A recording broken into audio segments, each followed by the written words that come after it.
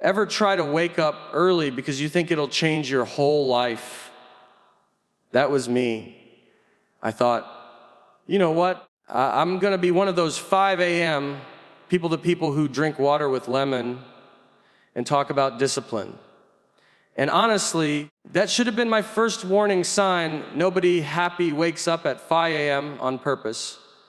But I set my alarm anyway, which already felt like failure because I had to Google how to set it. So the alarm goes off, and I swear I didn't hear beeping. I heard the sound of my soul leaving my body. I'm lying there thinking, is this what productivity feels like? Because it feels like death. But I get up because I'm trying to improve my life. That's how you know you're about to make a big mistake. I walk to the kitchen like some kind of confused newborn deer. It's 5:07 a.m., but it feels like I woke up in a different century. The house is dark, quiet, and my brain is like, we are not participating in this. I try to make coffee, thinking that'll help, but I forget to put the mug under the machine, so coffee just pours straight onto the counter, and I'm watching it like I'm witnessing a crime. I can't stop. Now I'm cleaning coffee at 5 a.m., and suddenly I realize this is why successful people don't talk to us. They're doing stuff like this and pretending it's peaceful. By 5:30, I decide to go outside for fresh air, which really just means I stood on my porch half awake, blinking at the world like I just escaped from a basement. Some guy jogs by, all full of energy, and he goes, "Morning."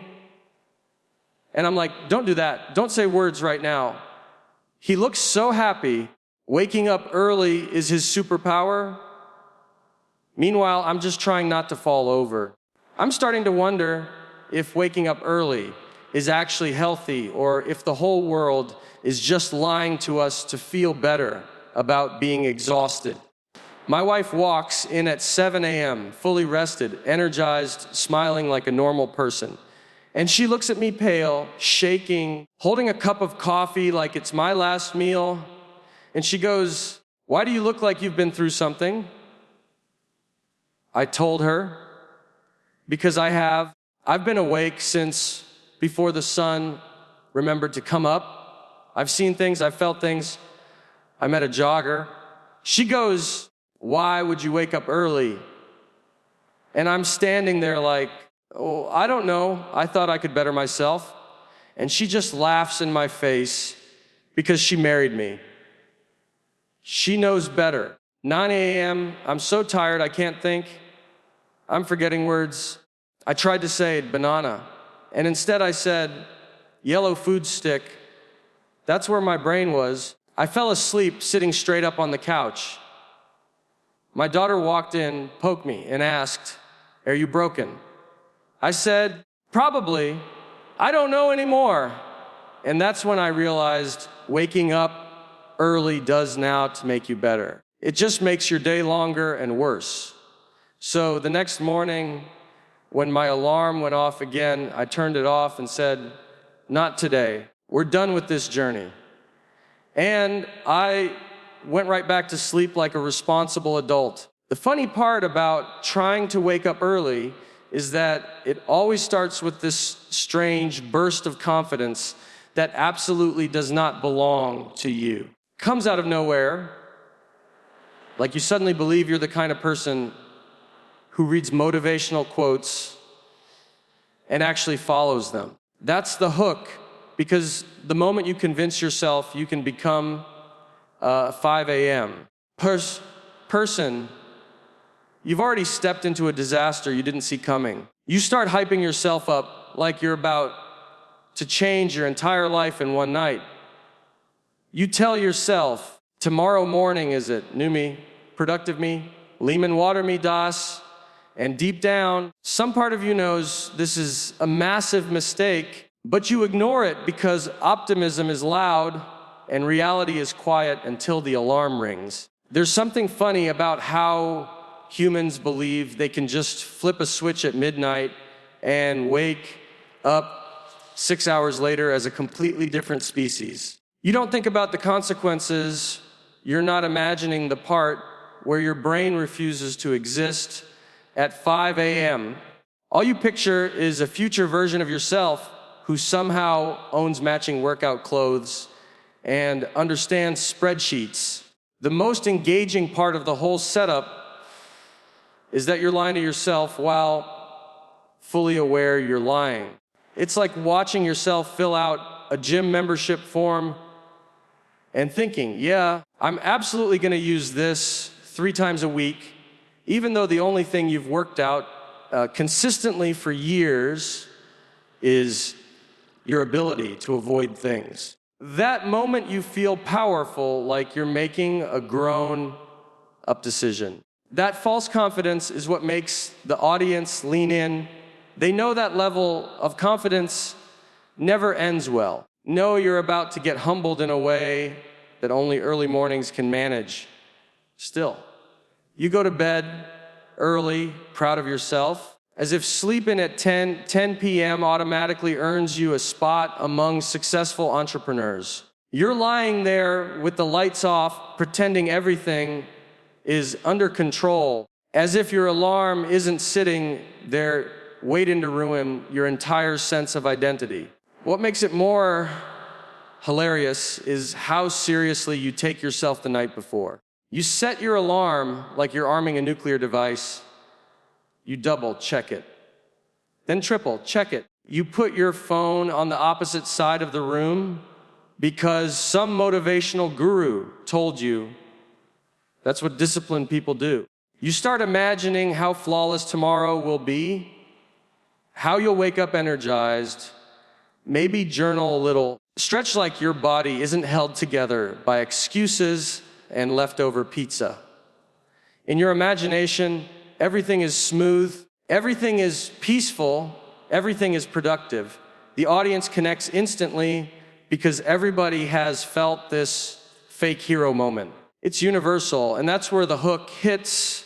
The bigger the confidence, the harder the fall. The comedy comes from the fact that you mistake ambition for ability. Just because you want to be someone who wakes up at 5 a.m. doesn't mean your body or your brain agreed to this arrangement. Your optimism is doing all the work. Your actual self is just sitting quietly in the background, waiting to watch the chaos unfold. That gap between what you think you'll become and what you actually are is where the entire joke lives. You're trying to change your life with one alarm clock, and everyone already knows that's not going to end well. That's the beauty of it. This moment of overconfidence is the spark that lights the whole comedic disaster. The moment the alarm goes off, the entire illusion of discipline collapses in one loud, painful beep. There's no gentle awakening, no peaceful sunrise moment, no inspirational music playing in the background. It feels like someone ambushed you with responsibility while you were defenseless. And that's the hook. Waking up early isn't just waking up. It's a physical and mental negotiation between your body, your brain, and the terrible decision you made the night before. You open your eyes and immediately regret every confident thought you had. Your body doesn't move like a human body anymore. It moves like someone loosely operating a puppet with no instructions. Your limbs feel heavy, your eyes won't focus. You have this moment where you genuinely wonder if maybe time hasn't started yet. It's not sleepiness, it's survival mode. You sit up, but you don't really sit up. You tilt forward slightly, hoping gravity will do most of the work because you're not prepared to commit. Your brain is booting up like a 20-year-old computer that hasn't been plugged in, slow, buzzing, confused, sure that something is wrong. And it's that slow, blurry start makes the audience relate instantly. Everyone knows that early morning feeling where your brain hasn't clocked in yet, but your body is somehow expected to perform like a functioning adult. You're walking through the dark house, bumping into furniture you've owned for years, like it's been secretly rearranged overnight. The funniest part is that nothing is even wrong. You just don't have the capacity to understand your surroundings yet. What makes it even more engaging is how your thoughts don't form sentences, they come in weird fragments. Instead of thinking, I need coffee, you're thinking warm, hot liquid, maybe something. You find yourself staring at objects way too long, like you're discovering them for the first time. A light switch becomes a puzzle. A spoon looks like a tool you've never used. Walking to the kitchen feels like a long, dangerous expedition. That's where the real comedy lies, taking something incredibly ordinary and turning it into a dramatic event because you're physically incapable of handling it. The audience laughs because they've had those mornings where they can't process basic life tasks, and Nate's calm, confused delivery matches that perfectly. You reach the kitchen in this half dream state, and your body moves without permission. You're making coffee, or you think you are, but you're staring at the coffee maker like it just insulted your family. You put things in the wrong place. You forget to put the mug underneath. You watch the coffee pour out freely like a depressing fountain of failure. You don't even react quickly. You just stand there, silently accepting your fate. That slow acceptance is exactly what creates the humor. You're not angry, you're not frustrated, you're simply too tired to care. Your brain is narrating your life like, well, this is happening. Witnesses now, as you wander around your own home like an exhausted ghost, every movement becomes unintentionally funny. Your steps are slow and uneven, your expression is blank, and your reactions are delayed by several seconds. It's like you're participating in life with a 3-second buffer. That's why this moment of physical struggle becomes such a strong part of the story.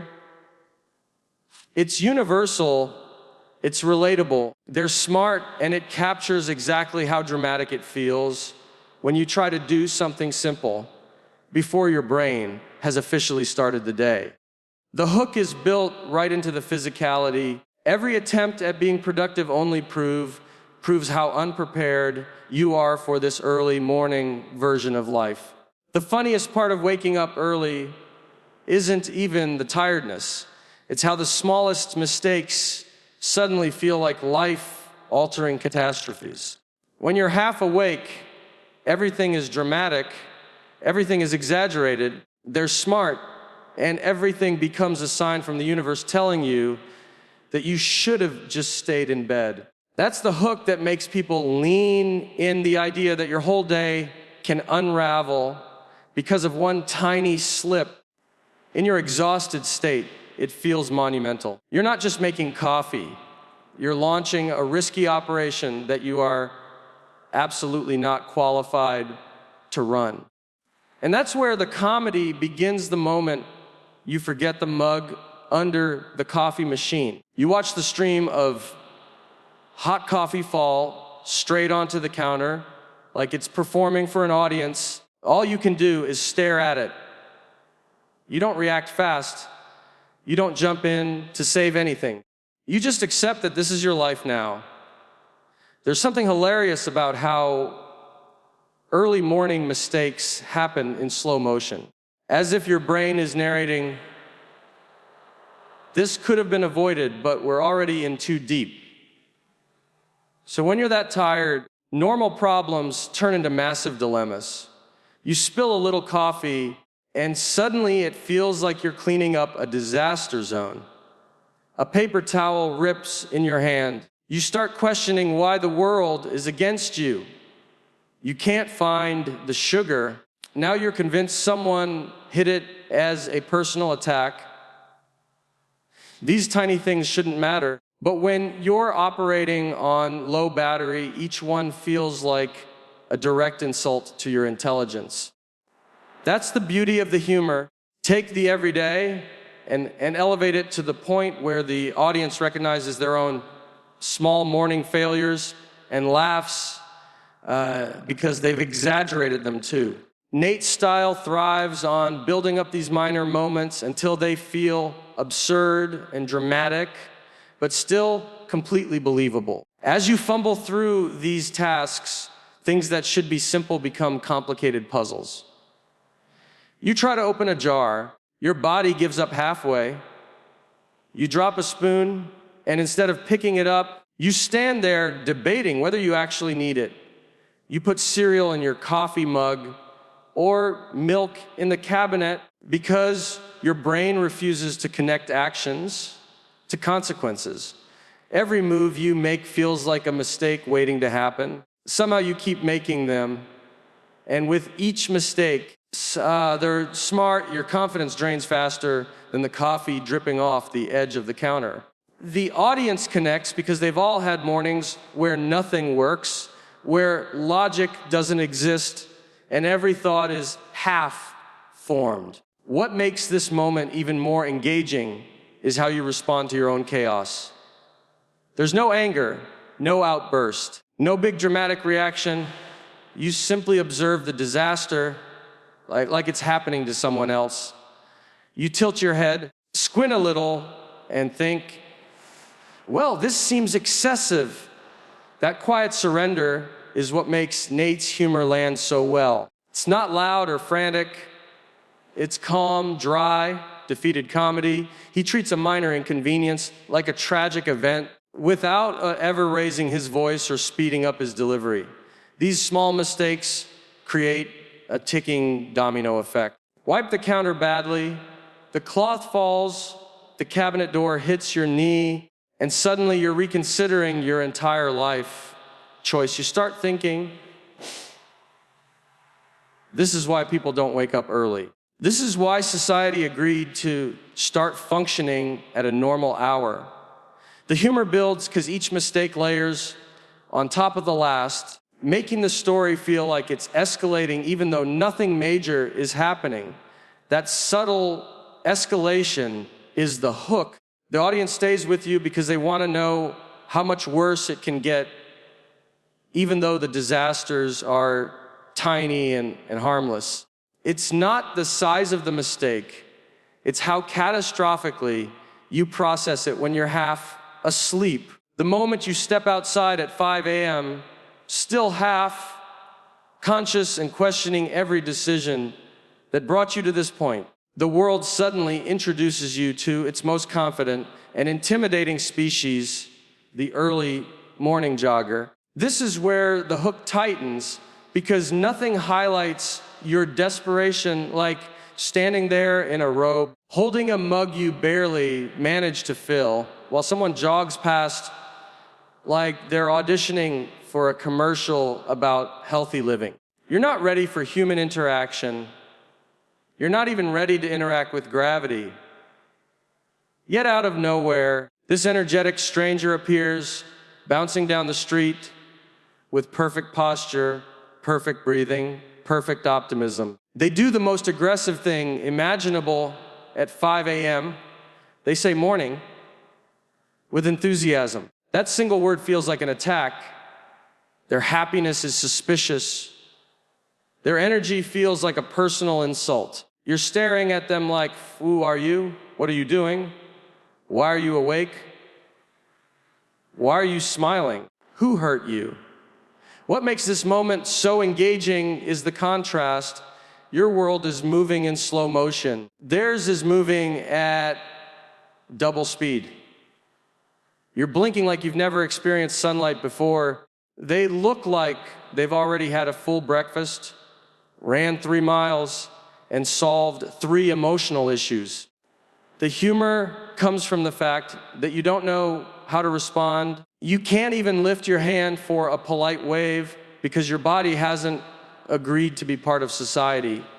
Yet, you're not in morning mode. You're in survive the next 30 seconds mode. And this jogger, this overly cheerful, overly functional human, treats you like you're equals in the same timeline. Meanwhile, you're a sleep, deprived cave creature who wandered out by accident. There's something about overly energetic people in the morning that makes everything feel harder. You don't want to talk. You don't want to smile. You don't even want to stand up straight. But they force you to confront the reality that there are people in the world who thrive at this time. That realization is devastating. You start judging them unfairly in your head. He's probably been awake since 4 a.m. He probably wrote a book already. He probably meal prepped for the whole week. Here I am staring at my own slippers like they're advanced technology. The audience relates because there's always that one person who treats the morning like a celebration while the rest of us are still trying to open our eyes. What makes this moment even funnier is that you feel exposed. You're standing there with your hair going in every direction, your shirt weirdly untucked in places you didn't know shirts could untuck, and your brain's still buffering. Comes this jogger looking like the poster child of discipline. It's humiliating and hilarious at the same time. You give a half-hearted nod that probably looks more like a neck cramp, and the jogger keeps going, fueled by confidence and electrolytes, while you're fueled by regret. That one cheerful morning echoes in your head like a challenge you weren't prepared for. In that small interaction, your entire illusion of becoming a morning person collapses. You realize you're not built for this world. You're not part of this elite community that voluntarily engages with the day before sunrise. You're an outsider, an intruder who attempted to join a team you have no endurance for. And that's where the hook lands perfectly. One brief interaction with an overachiever is enough to remind you that waking up early isn't just about time, it's a lifestyle. You absolutely do not have it. The funniest part of trying to wake up early is how your family immediately becomes the audience to your tragic performance. By the time your wife walks in fully rested and radiating normal human energy, you are a cautionary tale in motion. There's an immediate contrast that hits the audience, the calm, competent spouse versus the zombie version of yourself, holding a mug of coffee like it's the last thing keeping you from total collapse. That's the hook. Nothing makes embarrassment sweeter than someone else's unshakable composure highlighting your own complete failure. You want to explain yourself, but every word feels like it's leaking out too slowly, like your mouth didn't get the memo that speech is required. You just stand there, hoping your expression can convey something along the lines of, I meant well, but it probably reads more like, I've been attacked by morning itself. So her reaction is perfectly timed. She tilts her head slightly, squints, and asks, why do you look like you've been through something? That one simple question is a comedy masterstroke because it perfectly sums up the audience's own thoughts. Yes, something has happened and we're all wondering what it was. You try to answer, fumbling with words and gestures, attempting to narrate your slow descent into early morning chaos, but it comes out in fragments. You end up saying things like, tried to wake up and now, and your voice trails off like a broken radio. That fragmented explanation is funny because it mirrors your mental state. Your brain is still in sleep mode, trying to translate existential defeat into coherent sentences, and it fails spectacularly. The humor continues when your daughter enters the scene. Kids have this beautiful honesty, and she doesn't even bother pretending.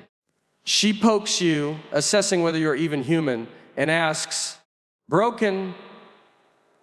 That one question lands perfectly because it's innocent, but also brutally honest.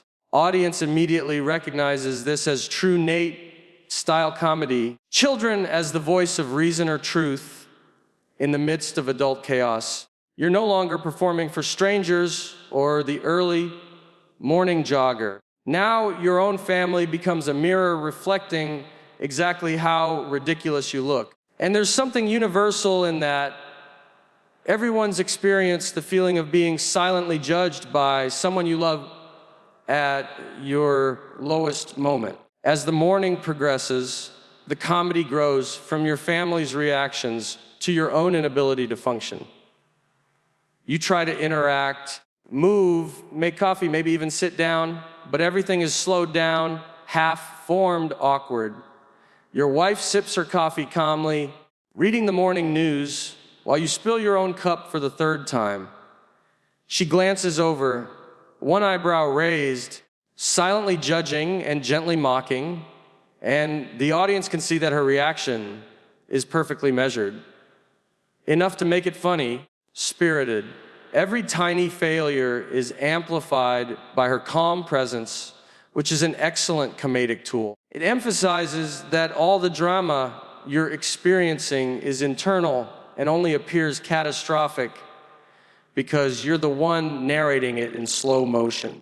The beauty of family interaction in this scenario is how it grounds the absurdity. You're not just fumbling through coffee and sleepiness, you're fumbling under the scrutiny of people who know you intimately. Your attempts at explanation, your gestures, your facial expressions, they're all under the microscope of loved ones who understand both your potential and your limitations. That combination of exaggerated self-failure, innocent judgment, and quiet observation creates a layered comedic effect. The hooks are everywhere, your fragmented speech, your zombie-like movement, your family's perfectly timed responses, and the audience's immediate understanding that early mornings were never meant for you. Every interaction is an opportunity for humor because it reflects the universal struggle of trying to achieve something noble while being utterly unprepared. The most satisfying part of telling this story is the moment of total realization, the point where you acknowledge that waking up early did not make you a better person. It just made your life longer and more exhausting. That realization is the hook because it's both funny and painfully relatable. You committed to this heroic mission only to discover that your expectations and reality were never aligned. You stand there, brain still foggy, and your body still moving in slow motion, and it hits you, every hope, every plan, every mental pep talk you gave yourself the night before was completely wasted. The audience leans in because they've all had those moments when ambition meets reality and reality wins, leaving you with a story worth telling and a lesson that's mostly regret. You narrate the defeat with calm observation, letting the humor grow naturally from the contrast between what you imagined and what actually happened. Part of what makes this moment so engaging is the self-awareness. You're not angry, you're not screaming, you're quietly acknowledging your failure. You narrate it like a historian documenting a bizarre, failed experiment. Every action, every misstep from the past hour plays in your mind like a highlight reel of incompetence. You tried to conquer the morning. Instead, you conquered nothing but exhaustion. That tension between expectation and outcome is pure comedy. You don't need exaggerated gestures or frantic energy. The humor is in your calm, matter-of-fact recounting of disaster.